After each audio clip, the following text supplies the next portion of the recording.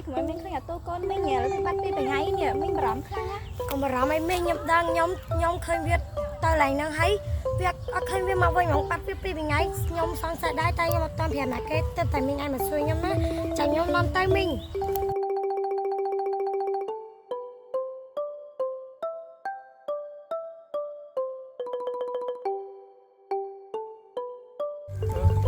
ម៉ាអញទៅមកធ្វើល្អមកដូចយ៉ាងមកអញមានអារម្មណ៍ថាស្លាប់ចិត្តតិចហ្នឹងត្រូវហើយសម្រាប់ធ្វើល្អដូចនេះហើយ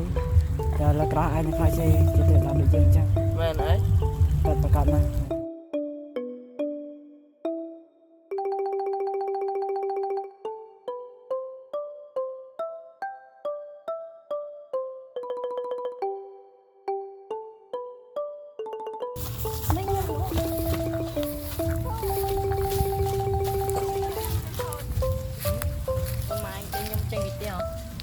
កន្លែងណានៅកន្លែងទៅផ្ទះវិញទៅកូនមកជប់វិញកូនហើយ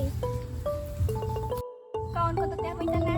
មកជប់ខិនកូនហើយម៉ែមានកូនតែមួយម៉ែគ្រាន់តែនិយាយចោលកូនឯងនឹងមកចោលម៉ែហ្មងចឹងហ្មងណាអត់ចេះអាណិតម៉ែកូនម៉ែមានតែកូនឯងមនុស្សមួយណាកូន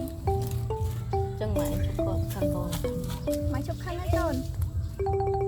ហើយកូនឯងក៏ទៅសន្យាជាមួយម៉ែថាខំប្រឹងរៀនណាកូនបាទម៉ែកូនទៅដែរលេង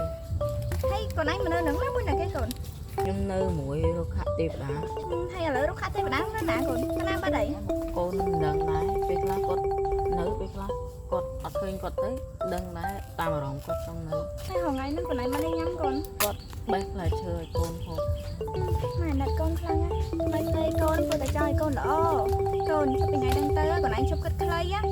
កុំអីម៉ែដឹងទេកូនតែមានគេបញ្យល់សពម៉ែថាកូនឯងហ្នឹងគិតខ្លីម៉ែគេអត់លក់ឯណាកូនភ័យណាកូនទៅលក់ដែរធ្វើឲ្យម៉ាក់បាក់ចិត្តទៀតប្រហែលថ្ងៃនេះគ្រូយុសរសើរដល់ហើយដោយសារតែខ្ញុំរៀនសិស្សល្អ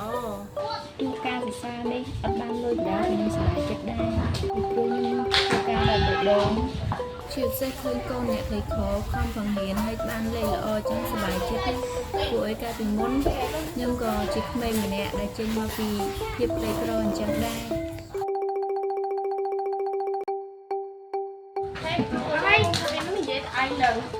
អូអរអ្នកគ្រូអញ្ជើញអង្គុយលេងសិនមកហើយតាណាមកណាដែរថ្ងៃនេះខ្យល់អីបក់មកដល់ផ្ទះខ្ញុំហ្នឹងហើយគ្រូអញនិយាយតែឯងសិនតែឯងនឹងដូចខ្ញុំអីខុសមែនអូខ្ញុំលេបខ្ញុំកំពុងចិត្តដោយសារអីនៅសាលារៀនណាមកយុសាលារួមនឹងសិស្សសរសើរខ្ញុំខ្លាំងណាស់គឺគ្រូអញសើចសប្បាយចំណែកខ្ញុំនេះគ្រូយុស្ដីឲ្យរហូតថាខ្ញុំនឹងបរៀនសិស្សធ្លាក់ចង់អស់ហើយឥឡូវគេគង់ចង់ដូរខ្ញុំចេញហ្នឹងនេះមិនក៏ចឹងអ្នកគ្រូមិនអាចដូរមិនអ្នកគ្រូបើខ្ញុំបរៀនសិស្សយូរសិស្សជាប់លេខសិស្ស30អស់ហើយហ្នឹងចុះអ្នកគ្រូឯងមិនគិតមិនចឹងខ្ញុំមានគិតមិនទេអ្នកគ្រូខ្ញុំមានតែដូរហ្នឹងហើយក៏លេងបានជួបអ្នកគ្រូទៀតដែរអត់អីទេអ្នកគ្រូបើសិនអ្នកគ្រូកែសិរិទ្ធខ្ញុំអាច